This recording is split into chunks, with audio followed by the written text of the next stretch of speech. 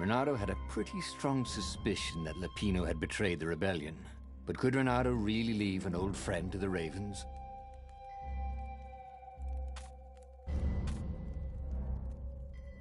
The island was winds.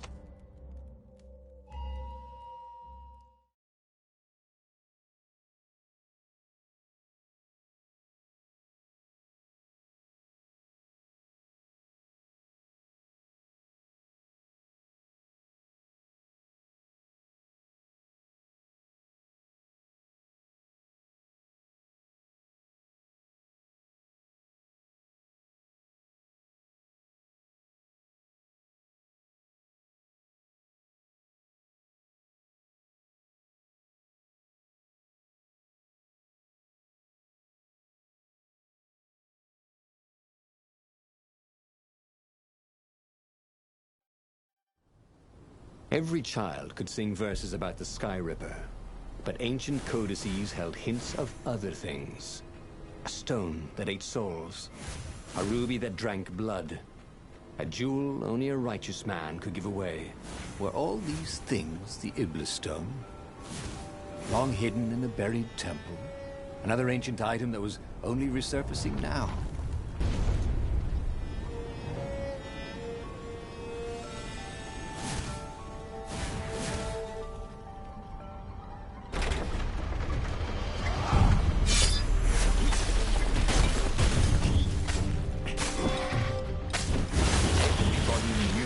Trust the Raven further than you could throw her. But let's look on that.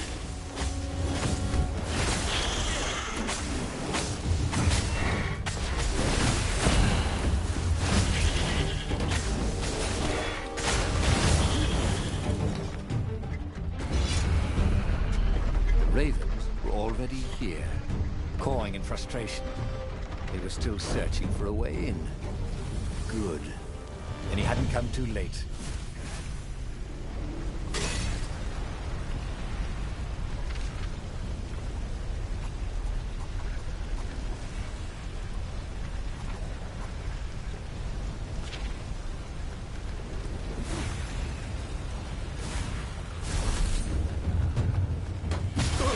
It's a bicycle!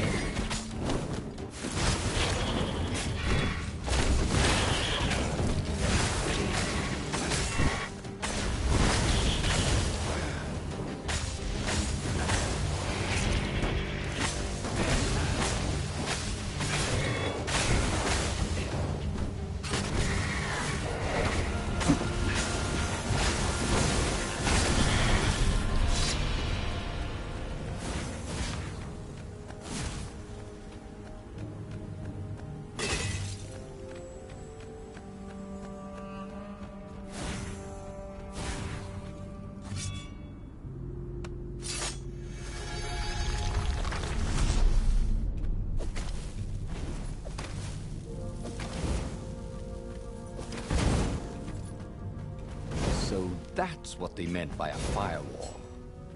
What unlocks a firewall?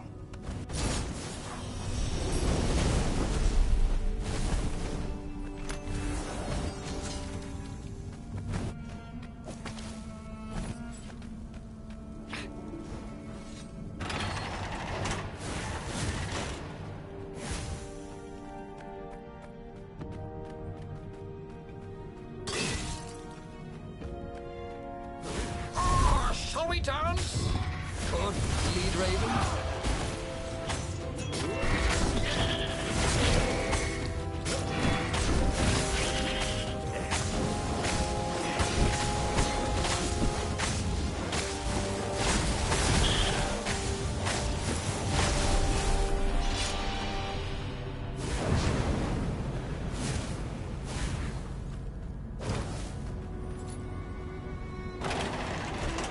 The Ravens at least could not get past this point.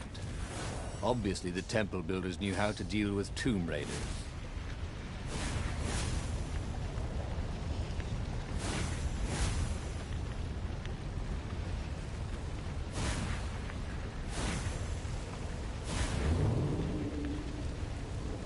There was an inscription on the platform. balalaika lessons with an address.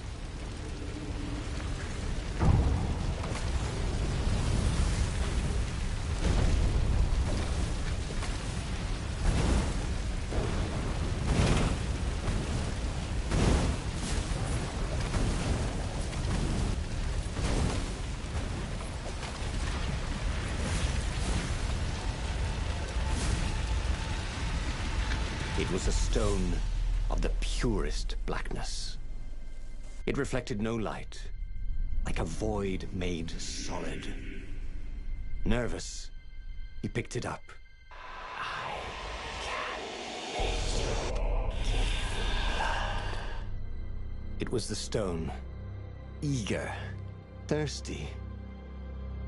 Kill the Emperor's daughter.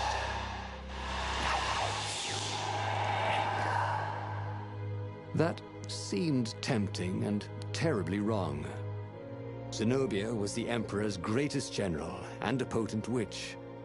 But they had been close once, and Renato wasn't sure he really wanted to be Emperor. Why not capture the core of Sky Ripper instead? It was the eye of a lost god torn out by the transcendent Emperor to power his greatest weapon.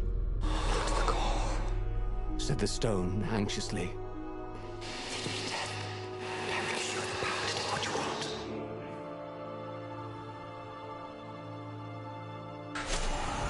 Was he listening?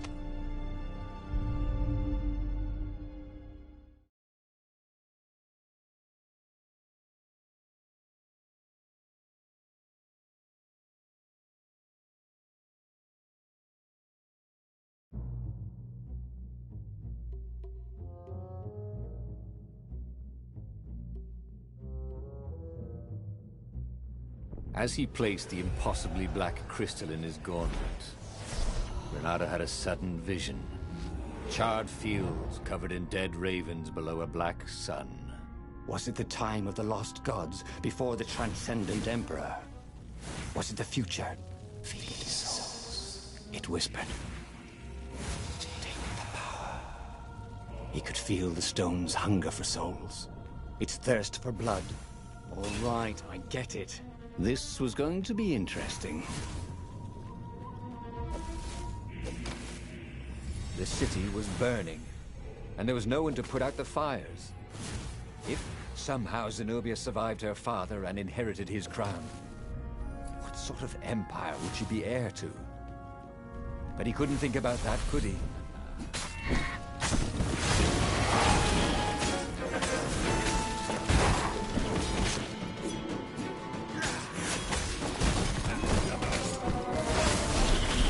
The ravens on Zenobia's island were no match for Renato. They screamed as the stones sucked out their souls. And with each death, he felt stronger. Take the power, the stone told him.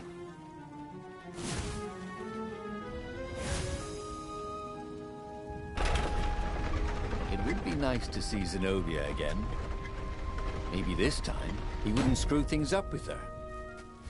He wondered how many chances he'd get. Was there a limit? Or would he be stuck with the consequences if he ran out of do-overs?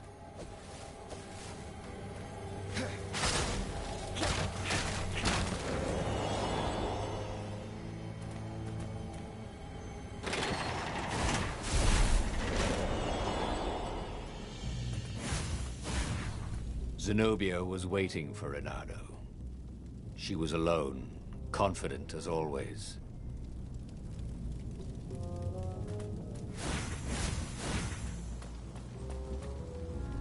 Hey, you guys interested in real estate? 'Cause you're about to buy the farm.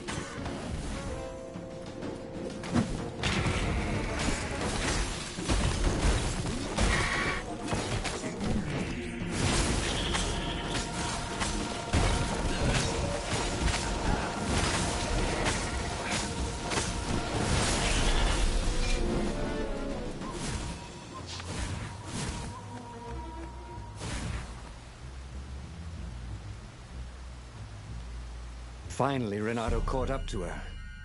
He had never seen her scared before. At school, she'd been the determined, brave one. Now her eyes were wide, frightened. He didn't like seeing her this way. Kill her, whispered the stone. You cannot win your rebellion without it. Please. No, said Zenobia. Not that way. Oh, they had been so close once. Could he really feed her soul to his demonic gem? But if he spared her, he would not get the full power of the stone. Oh, how could he be the hero he wanted to be?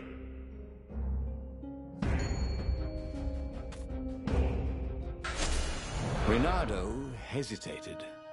Zenobia was his greatest enemy. She was the Emperor's daughter and his greatest gen.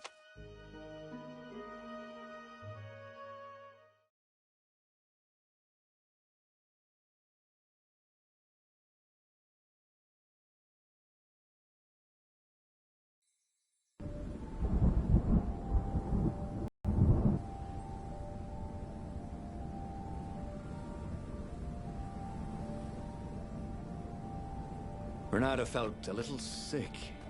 Ever since Zenobia had taken the stone from him, he'd felt an ache that wouldn't go away. He missed it. He wanted it back. He needed it back. Why hadn't he killed her when he had the chance? She was the enemy. He hadn't even seen her in 14 years. Why had he hesitated? You're a sucker for an empowered woman. Reynardo kicked himself. Don't make that mistake again.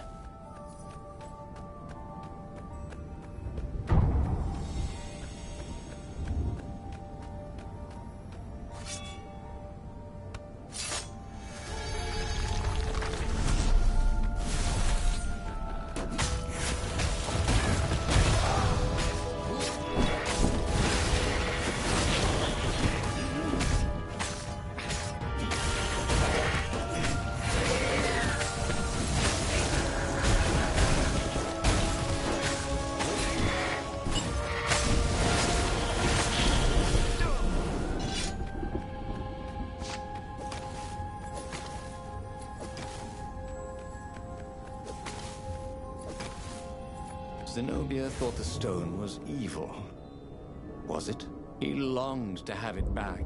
He'd felt so good killing ravens with it. And yet, he'd felt unclean ever since he'd touched it. She confused him. She'd made him want to be a better fox. And then she'd abandoned him, never telling him she was the Emperor's daughter. Never contacting him since. Well, who was she to tell him the stone was evil?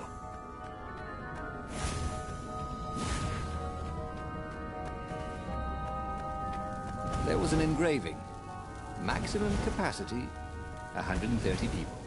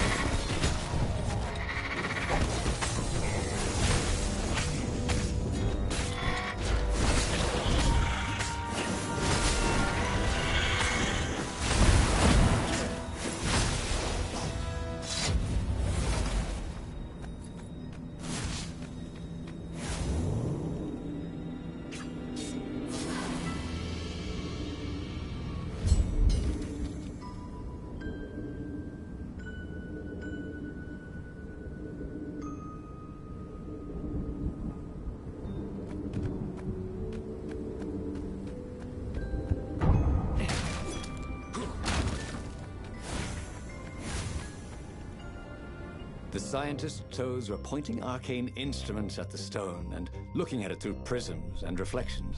Mine, said Reynardo as he took back the stone. We need it for science, croaked the toads. So he killed them. He felt better immediately. Smarter, too.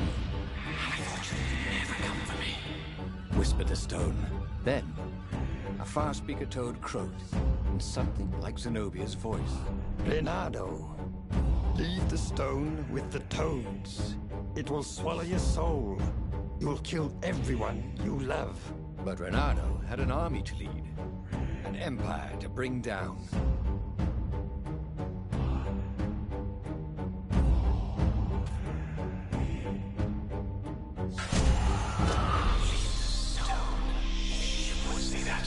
Whispered the stone. It was right. Wasn't Zenobia the Emperor's greatest general? Wasn't...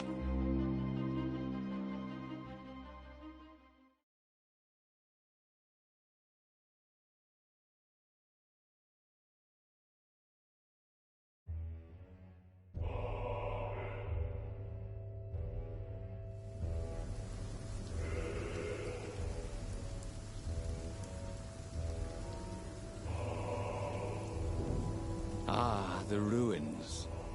Renato had come there as a kid when it was still the fabulous city of Ubar. Before the Emperor's ravens had come to pillage ancient books from its library and destroyed it. Now the rebel council lay hidden underneath the ruins. And between here and there, all these ravens to kill. They deserved it, what they'd done to the city. And the faster he could kill them, the more of a rush they gave him. Good thing Renato didn't have vertigo.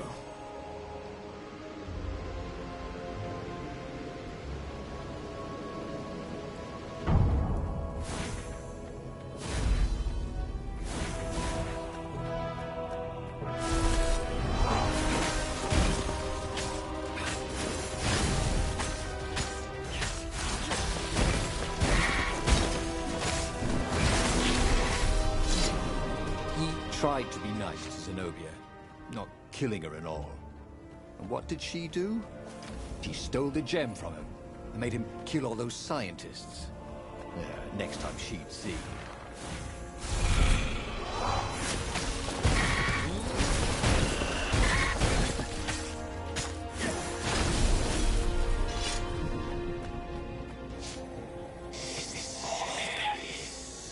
Whispered the stone. Renato knew how the stone felt. Each raven he killed gave him a little jolt of pleasure. But he could only kill them so fast, and the pleasure wore off too quickly. Hopefully soon he would face a more powerful adversary. Yes, whispered the stone. The more power your enemy has, the more power I give you. I will make you emperor. But not with a bunch of mangy ravens. The long stairs. So he was close to the rebel base. Nothing was on fire. So far, so good.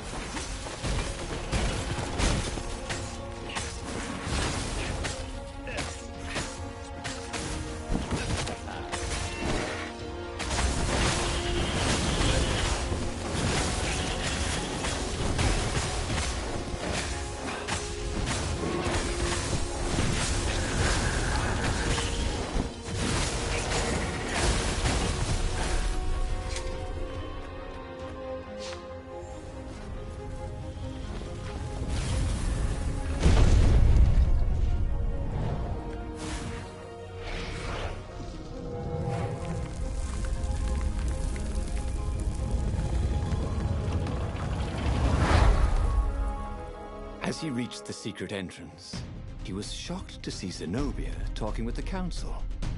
She bore a white flag. The council has betrayed you, whispered the stone. Kill them. What are you doing here, love? Renato demanded. Come for the brown muffins? She's worried about you, croaked the council speaker. We all are. You're not yourself, Zenobia said. Before they could get into the rest of the intervention, he leapt at her. Unfortunately, the council speaker blocked him, so he slew her and the other council members. I'm not giving up, cried Zenobia as she darted off into the ruins. I think I just killed the entire rebel council, said Renato. See how much power they've given you. But they were on my side, weren't they? No one is on your side, except for me. He set sail for the fleet. There, at least, there would be enemies to kill.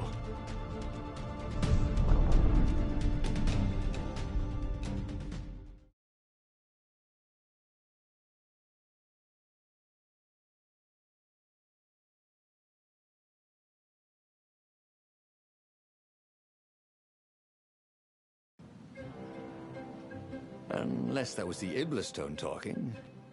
He could never be sure. Anyway, who needed other rebels here? They'd only get in the way. A true hero fights alone after he's got all his friends killed.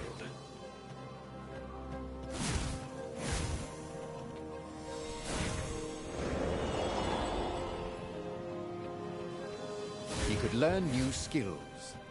If only he'd take the time to figure out which.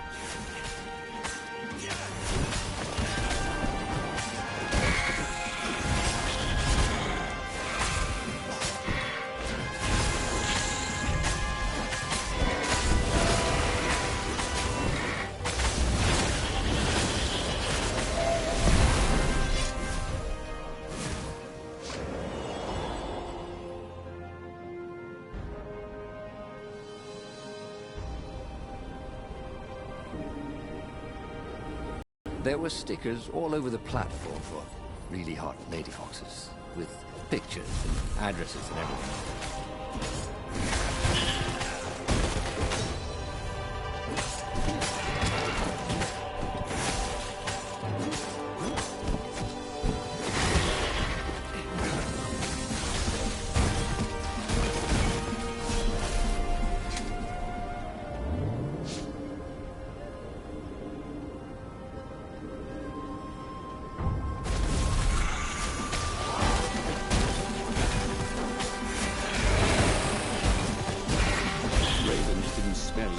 Dead. The world was so beautiful. Everything was glowing, breathing, alive. Except, okay, the ravens had killed. But the wind was alive, like a million fingers caressing his hair. He'd never felt so powerful. He never felt so sexy. Somewhere down the path would be the Emperor. Renato would slay him, most powerful man in Erda. And the Iblastone would give Renato all that power. He would be Emperor. And then he would set everyone free.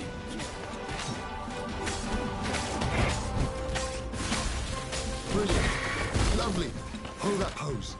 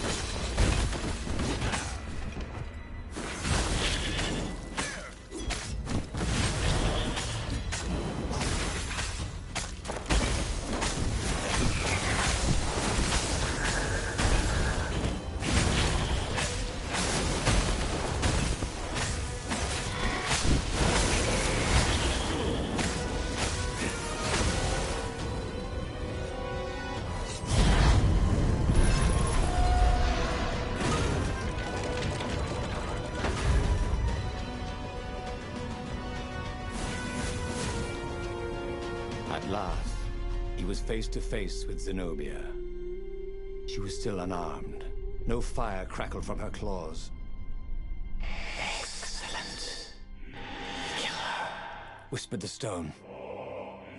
He raised his sword for the killing blow. Is this what you really want? She asked. Or is it what the stone wants?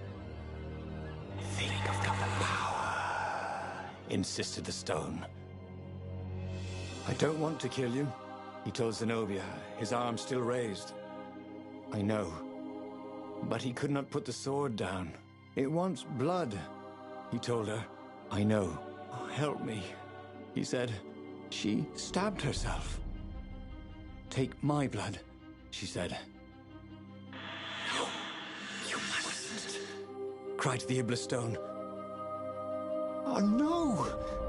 Why did you—" He ran to embrace her, and she plunged her bloody dagger into his heart. "Why?" he said. "We'll be together in the halls of the valiant," she said. "I love you," he said. "Thank you." And the Iblis Stone screamed, and then it began to glow. It burst into flames. It burned like an ember. And then it was ash that blew away in the wind. And Zenobia and Renato died in each other's arms. He should go back to some of the choices he'd faced before. Maybe there were new paths that had opened up, like those doors he was opening up all over the map that took him to new treasures and around his enemies. And he hadn't learned anything new this time. He'd done the same thing twice, yet expected a different outcome. The book's pages fluttered to the beginning once again, faster than before, and he fell. The clouds parted over the Isles of Boreas. It was time to choose. The rebellion was in trouble. Ravens were scouting for the secret rebel base. They needed a game changer. Pieces of the Sky Ripper had surfaced, or so a scholar in the mountains had told him. Surely the weapon that banished the lost gods could defeat the Emperor. Also, a temple had risen out of empty desert, as tempting as it was to explore ancient mysteries. There was a war going on, and also, his old friend Lupino needed rescuing. Of course, Renato had a pretty strong suspicion that Lupino had betrayed the rebellion, but could Renato really leave an old friend to the Ravens? Every child knew about the Sky Ripper, the transcendent...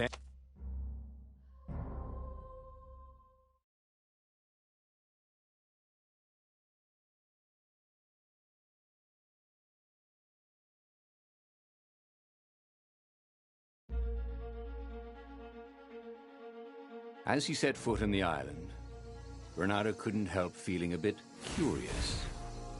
Was Lupino still waiting to be rescued? No. He was probably drinking champagne with the ravens. Did ravens drink champagne?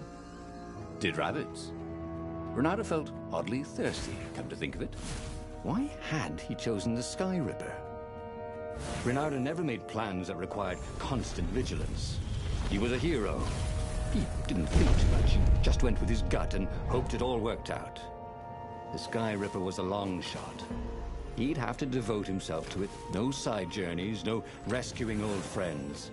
That was against his nature. Could he stick with it?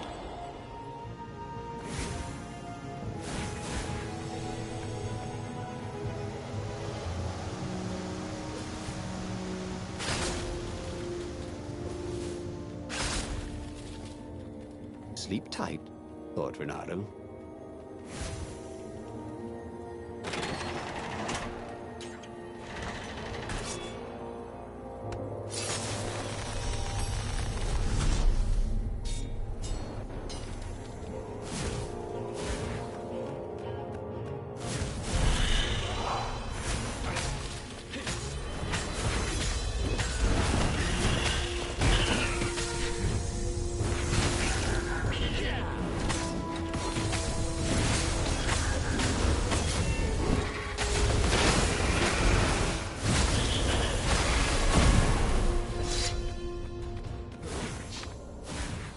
That had been his mistake before, not trusting Zenobia's feelings for him.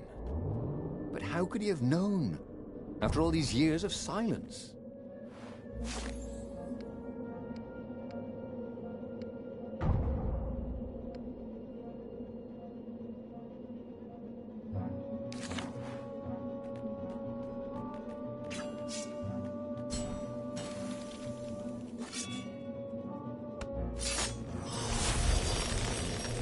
Maybe I should follow my nose, thought Renato.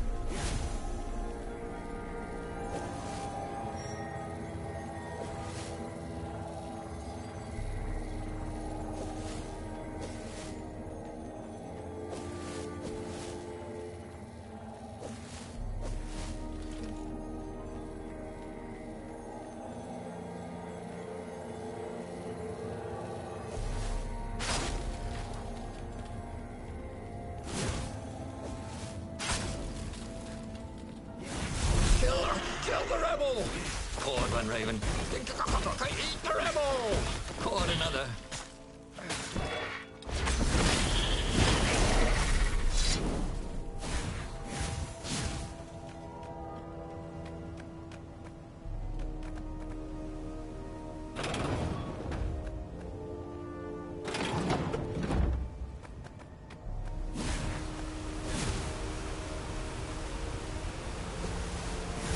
See? That wasn't so hard.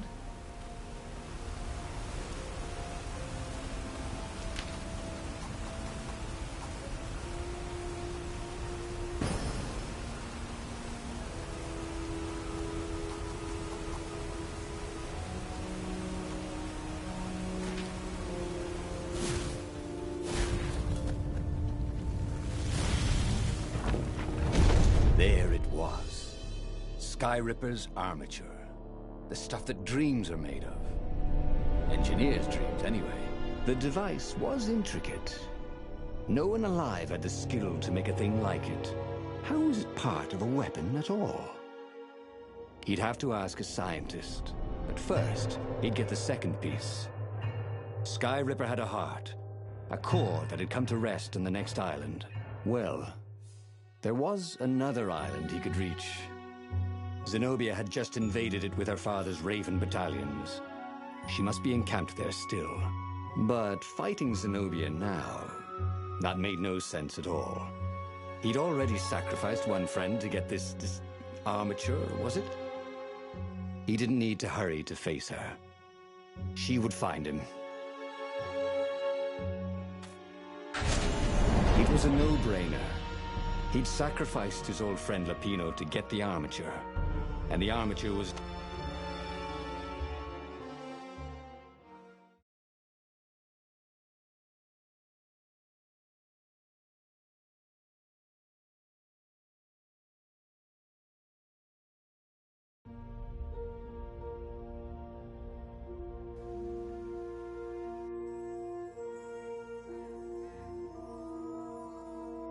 He looked up at the old trees around him.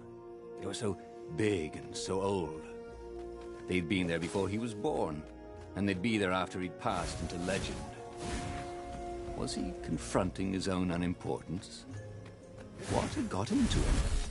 He was no philosopher. Anyway, who cared? He was plenty important. He was a hero, and soon he'd prove it.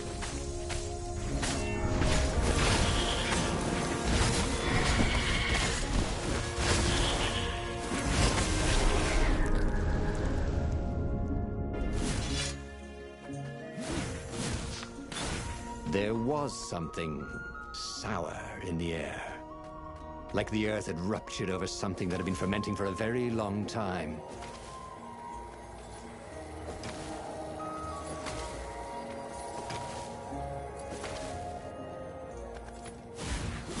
There were fewer and fewer trees. There were only these huge crystalline growths. Had those been here before? He no longer heard birds except for the feverish cawing of the ravens when they attacked. He couldn't smell the small animals of the forest, the mice and rabbits. Where had they gone? And he was getting hungry too. This was an unhealthy place to be. Reynardo suddenly wished he had a marshmallow.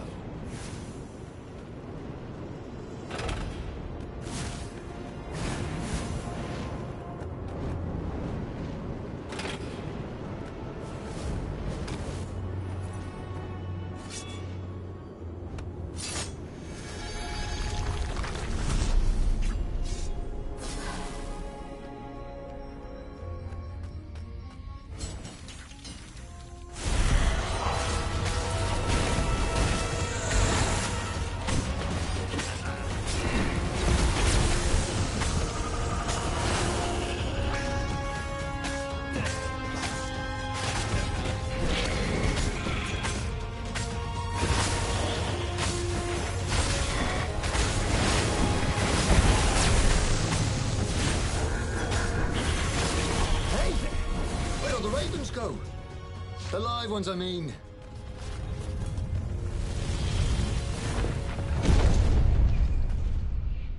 The 20-sided core made him feel physically sick.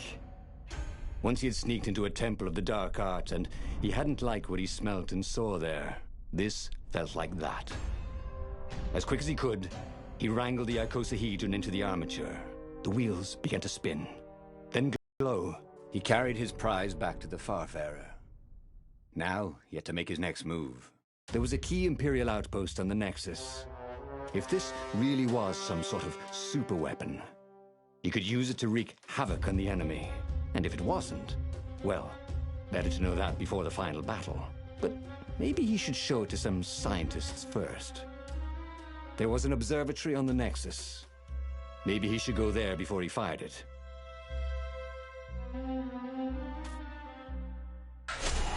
Renato had never been much of a student. At Sword Fu School, he'd never read the books, just looked at the pictures. I'm Zenobia. But weapons he understood. His gut told him that the Sky Ripper would work great. He would use it to take out the Imperial outpost.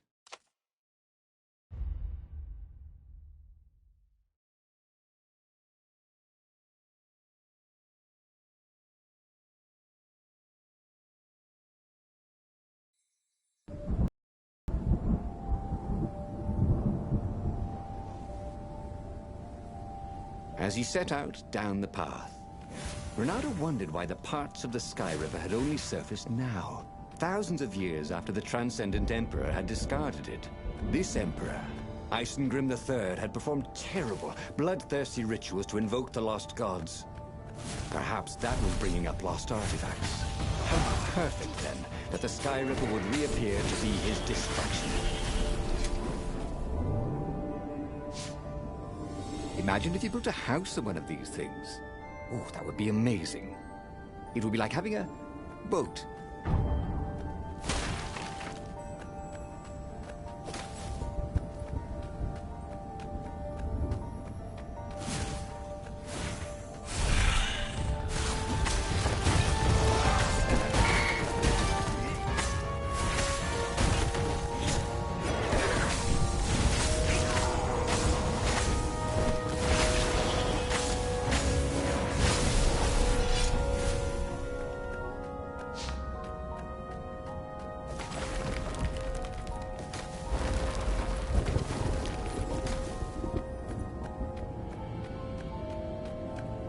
He was tired of slaughtering ravens. Maybe it was time to test out the new weapon. He turned a knob on the Sky Ripper. It made strange, mechanical noises. The wheels spun faster. It began to hum. The Sky Ripper was following his every step. At least it acknowledged him as the master. But there was no trigger. How was he supposed to fire it? Fire, he said. Nothing happened. Well, maybe it just needed to warm up. After all, it hadn't been fired in thousands of years.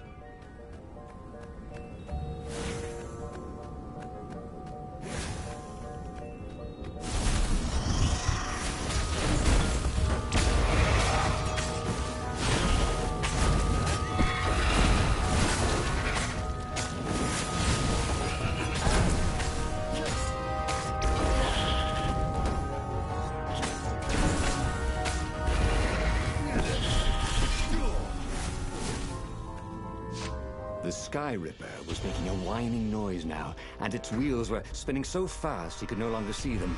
Renato had a thought. Please? He asked. The Sky Ripper began to glow. Boom! The outpost burst into flame. Ravens flapped out screaming, wings on fire. The base was his. The far speaker toad came hopping out. Renato! It croaked, sounding like a toad version of Zenobia. Don't use the Sky Ripper. It will destroy the world. Yeah, sure it will, cracked Renato. Pull the other one. If you don't trust me, go see Calaveras. He'll tell you the same thing. Oh, she would say that. That sounded sensible. Why did she always have to sound sensible all the time? Oh, it was infuriating. Of course she would say that. He was supposed to hurry and bring the Sky Ripper to the Council so the rebels could actually win the war. But what if she was right? Damn it. Zenobia was so frustrating. If she couldn't get you with magic, she'd get you with reason and caution and sensible arguments. Of course, Calaveras, he might not know the latest scientific theories with evidence and all, but Renato preferred the knowledge in the old books anyway. What they said felt true, and that's...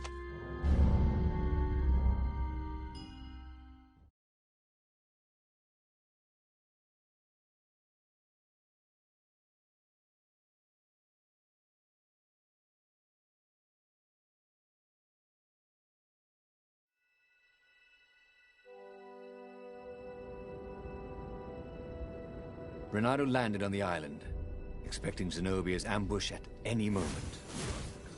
God, after all these years, she still drove him crazy. Or, unless they were part of the ambush, the obvious reasons he was meant to see to take his mind off the ones he wouldn't see. There did seem to be a lot of ravens around here. That was awesome!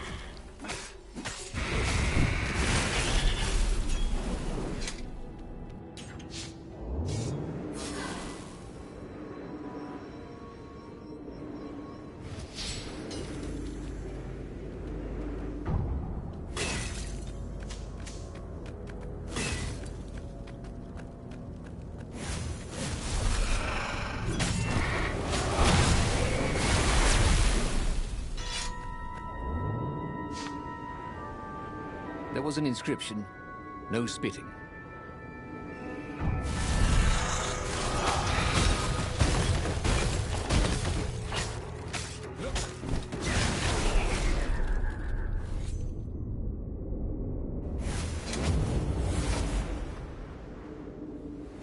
Zenobia's ambush never materialized.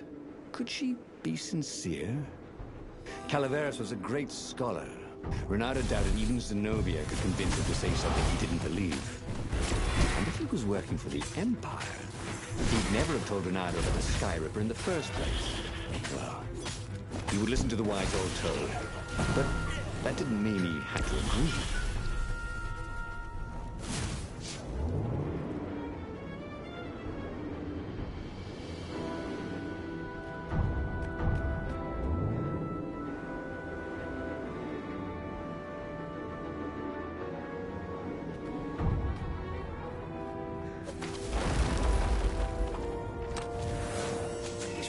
Nice chests. He should take one home, he thought.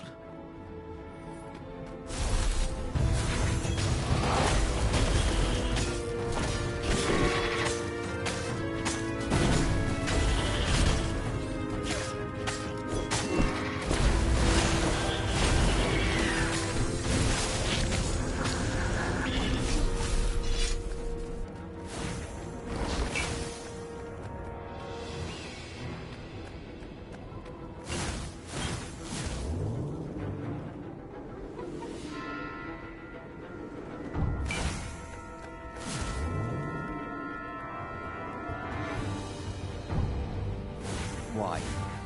Why did he listen to Zenobia? She was the enemy. Of course she didn't want him to use his shiny new weapon. The thing was, she was appallingly honest. I mean, she wouldn't lie even to an enemy. At least she'd never lied to him. So if she said he had to see Calaveras, it probably was a good idea to see him. Ugh, it was infuriating.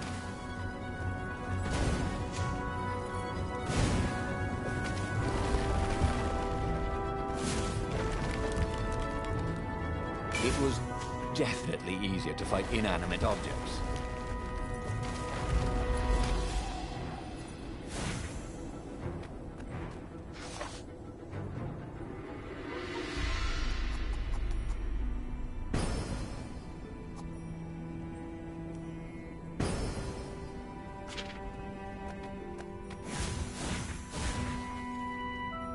Calaveras examined the Sky Ripper eagerly.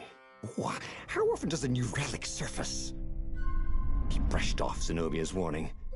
Oh, what do sorceresses know about physics? However, he did know a few ways to make the weapon even more precise and more powerful, and quickly went off to tinker. Soon the Sky Ripper no longer whined, but thrummed like a hummingbird taking off. It was ready for war. And so, Bernardo thanked Calaveras and took the legendary weapon to the final battle. But where were the other rebel ships? Had something happened? He could defeat the Imperial fleet with a Sky Ripper, but he couldn't govern. He was not cut out to be emperor, and he'd no desire to be one.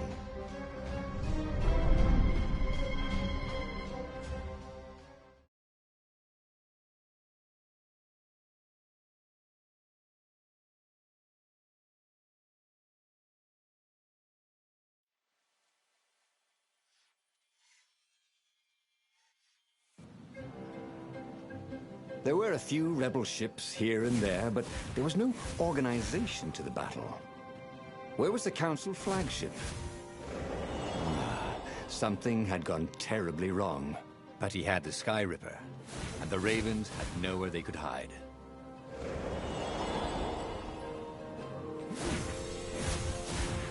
The portal was heavily guarded. It must go someplace they really didn't want it to go.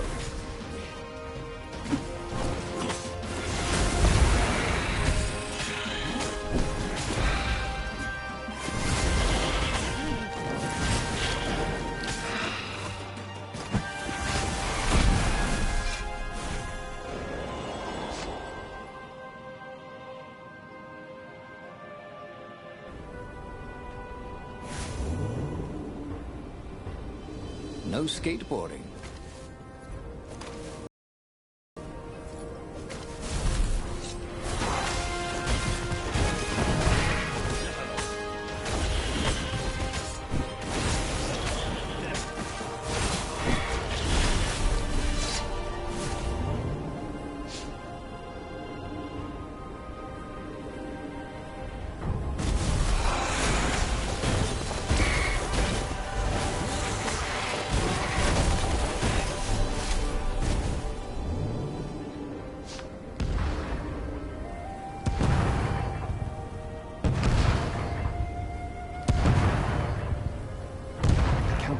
Was on the deck, bleeding. Why was she even here? They found our base, she croaked. The Council, all dead. We must surrender. No, we can still win this, said Bernardo. I have the Sky Ripper. He would be a real hero and save the day, even when all appeared to be lost. You're a good boy, said the speaker, and then she died.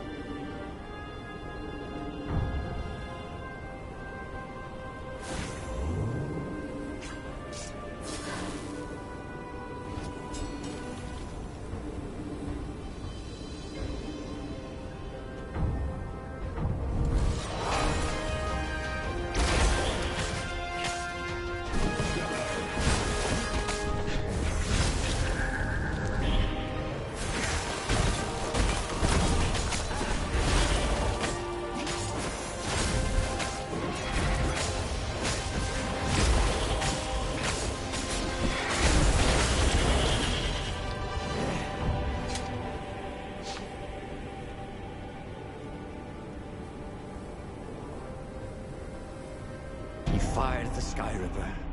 With a tremendous whoosh, the Emperor's flagship went up in flames. And for good measure, He played the beam around it, setting all the other nearby Imperial ships on fire too. And he watched them burn. The few remaining rebels gave a cheer. And then they stopped cheering. There was a hole in the air. A blackness, like a tear in a parchment. Wind was blowing into it, widening it. It grew larger. Crates were falling off ship decks, upwards into the hole. And the world itself seemed bent, like the reflection on a curved mirror as it poured into the ravenous hole. He guessed that somewhere behind that ever-widening hole were gods that had long been exiled. But it didn't really matter. Time was done for here, and soon it was.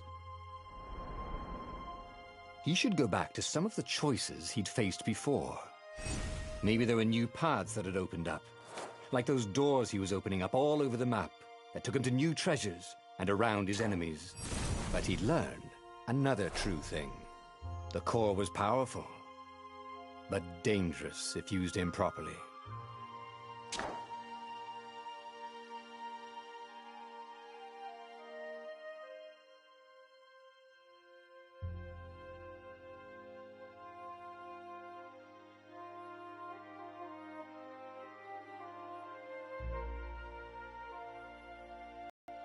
Fluttered to the beginning once again, faster than before, and he fell. The clouds parted over the Isles of Boreas. It was time to choose. The rebellion was in trouble. Ravens were scouting for the secret rebel base.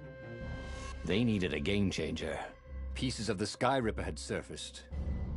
Renato knew that using it could go catastrophically wrong. But he was sure he could figure out how to use it safely. Also, a temple had risen out of empty desert, as tempting as it was to explore ancient mysteries. There was a war. His old friend Lupino needed rescuing. Of course, Renato had a pretty strong suspicion that Lupino had betrayed the rebellion. But could Renato really leave an old friend to the Ravens?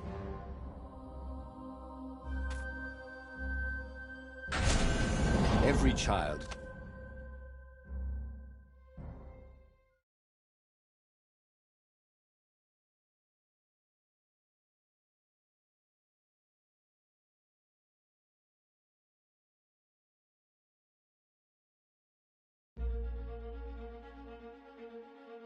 As he set foot on the island, Renato couldn't help feeling a bit curious. Was Lupino still waiting to be rescued? No. He was probably drinking champagne with the ravens. Did ravens drink champagne? Did rabbits? Renato felt oddly thirsty, come to think of it. Why had he chosen the Sky Ripper? The Sky Ripper was a long shot. He'd have to devote himself to it. No side journeys, no rescuing old friends. That was against his nature. Could he stick with it?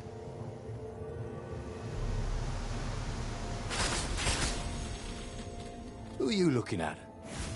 Oh, right. No one.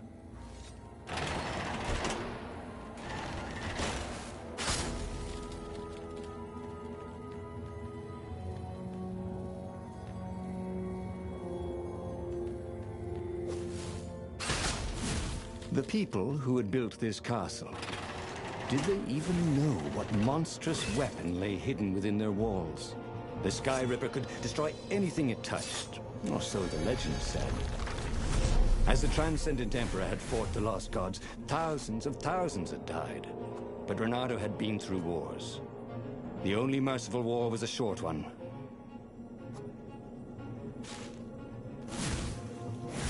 He needed some way to break the ice with this wall, so to speak.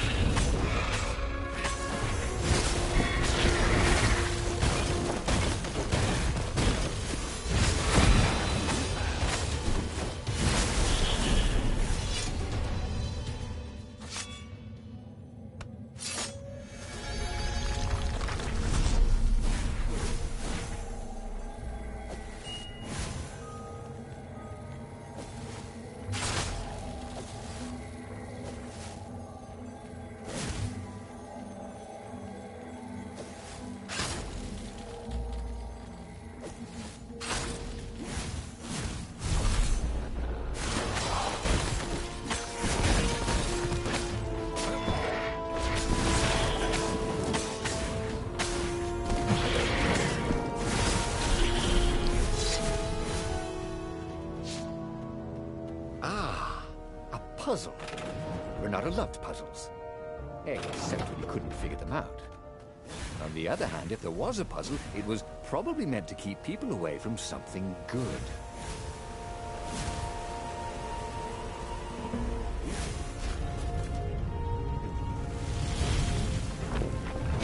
There it was. Sky Ripper's armature. The stuff that dreams are made of. Engineers dream. How is it part of a weapon at all? He'd have to ask a scientist. But first, he'd get the second piece. Sky Ripper had a heart. A core that had come to rest in the next island. Well, there was another island he could reach. Zenobia had just... She must be encamped there still. But fighting Zenobia now... That made no sense at all. He'd already sacrificed one friend to get this armature, was it? He didn't need to hurry to face her. She would find him.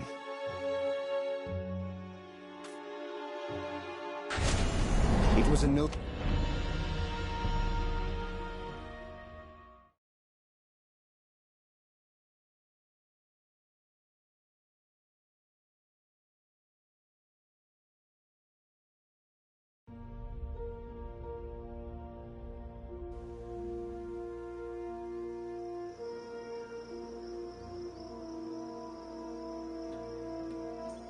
He looked up at the old trees around him.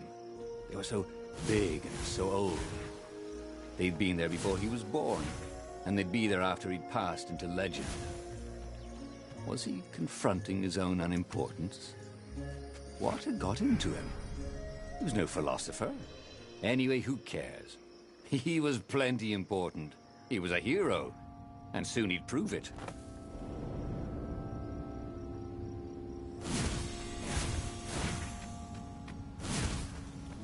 There was something sour in the air. Like the earth had ruptured over something that had been fermenting for a very long time.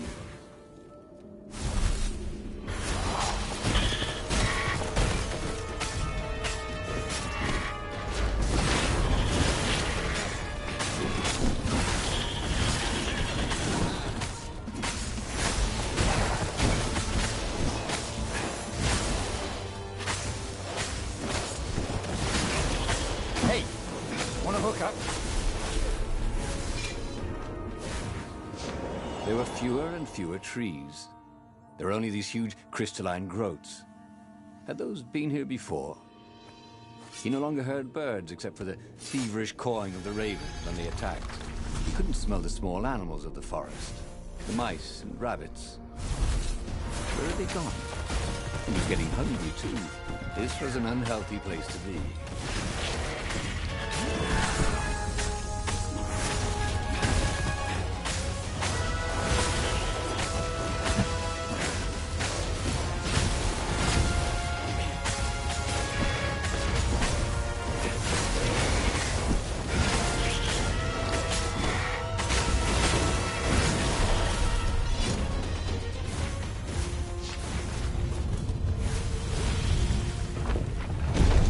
The 20-sided core made him feel physically sick. Once he had sneaked into a temple of the dark arts, and he hadn't liked what he smelt and saw there. This felt... He carried his prize back to the Farfarer. Now, he had to make his next move. There was a key Imperial outpost on the Nexus. If this really was some sort of... Well, better to know that before the final battle. But maybe he should show it to some scientists first. There was an observatory on the Nexus. Maybe he should go there before he fired it.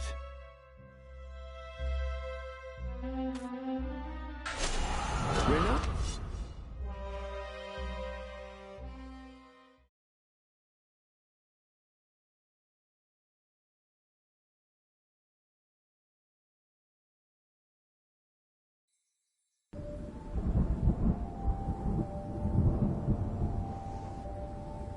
As he set out down the path, Renata wondered why the parts of the Sky Ripper had only surfaced now, thousands of years after the Transcendent Emperor had discarded it.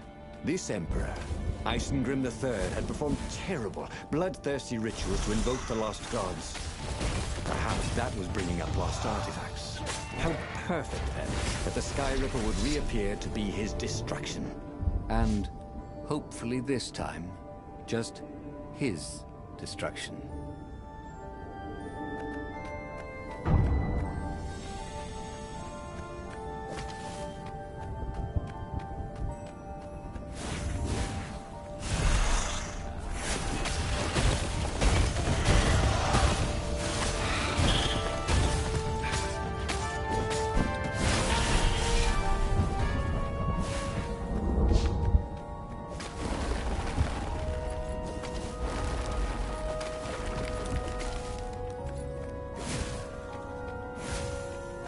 He was tired of slaughtering ravens.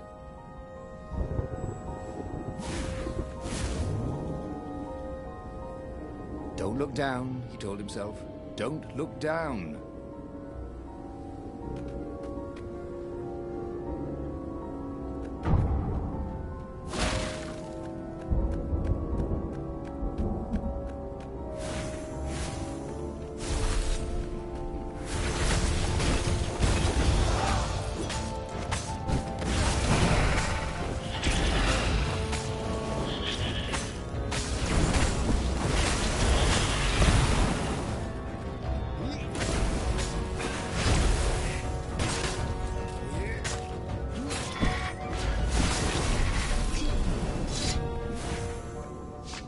The Sky Ripper was making a whining noise now, and its wheels were spinning so fast he could no longer see them.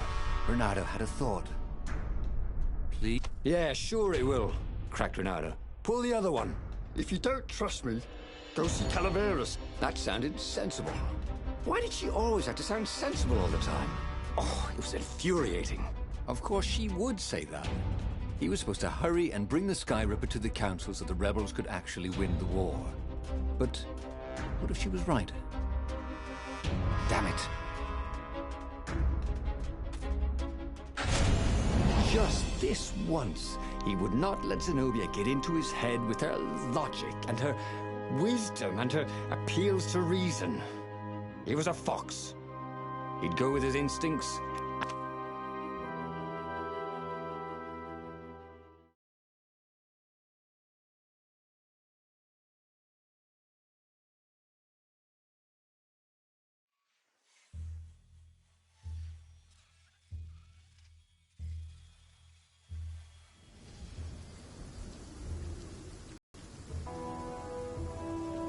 Imperials were flapping and cawing all around the ruins. They must be panicking with rumors flying of the superweapon. Maybe they hoped to find and destroy the base before he could put the Sky Ripper into action. The Sky Ripper was whining and heating up. It would be time to use that energy soon. He smells burnt fur. His. A very clever engineer named Elon Muskrat got his start making floating platforms. Not many people knew that.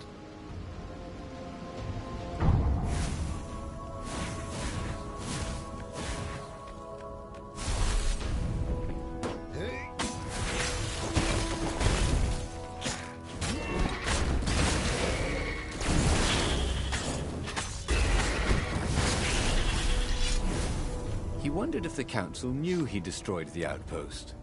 He hoped so. He was excited. With his superweapon, they could actually win their battle with the Imperial fleet.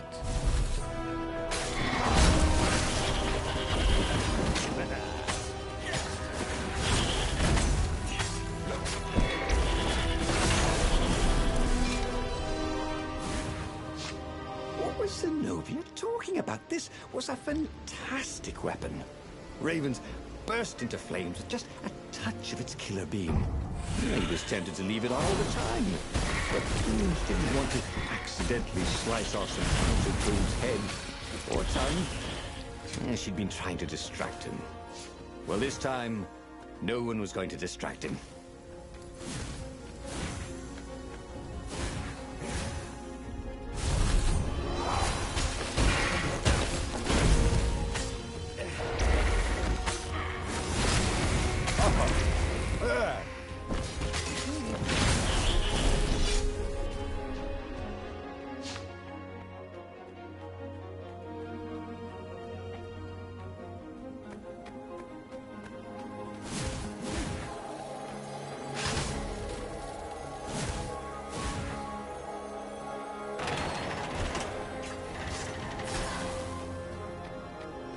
long stairs. So he was close to the rebel base. Nothing was on fire. So far, so good.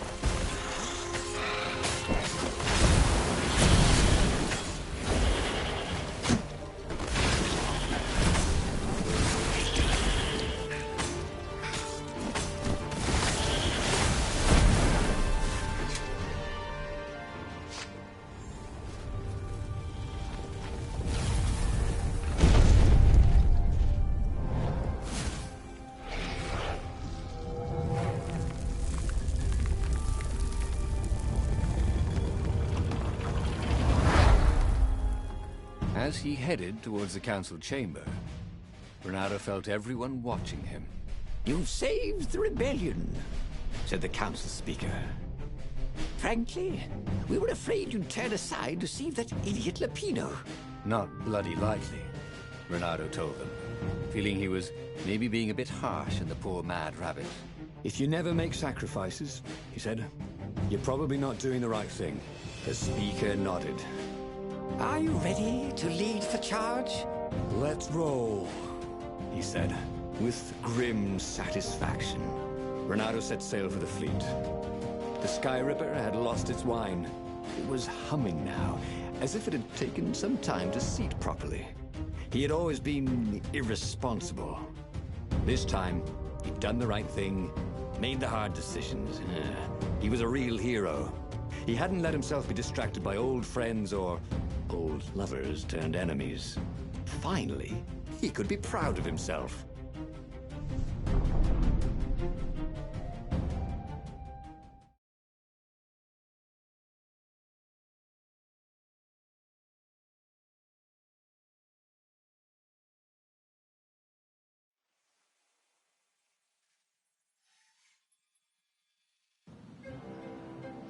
He was ready. So was Sky Ripper. The Sky Ripper had a will of its own. It picked out its own targets and set them on fire. Now, this was going to be a short battle. He would set the ships on fire if he didn't need them to get to the Emperor. And he wondered if he'd see Zenobia, or if she'd flee. Wouldn't she be proud of him? At least, a bit of respect. He'd become an all-conquering hero.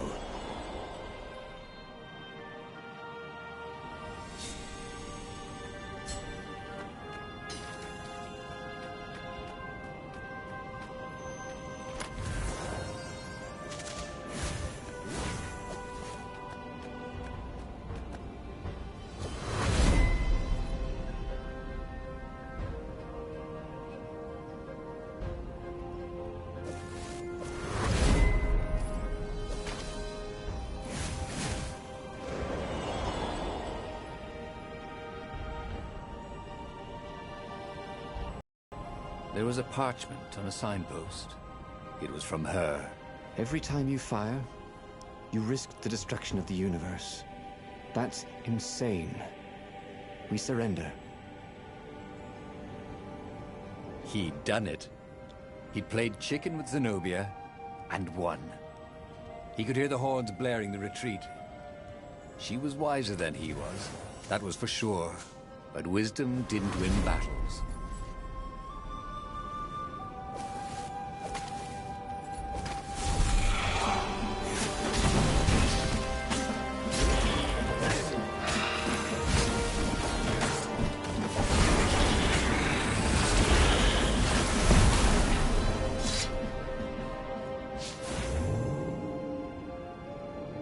Imagine getting a horse up in one of these things.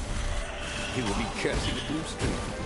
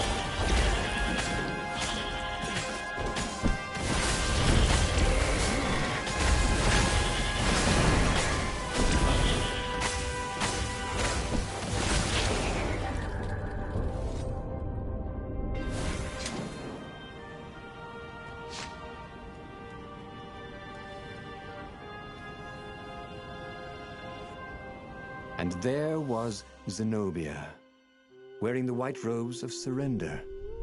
She came and kneeled before him. Why didn't you listen to me? I was trying to save you too. You're the enemy, he said. I was never your enemy, Renato.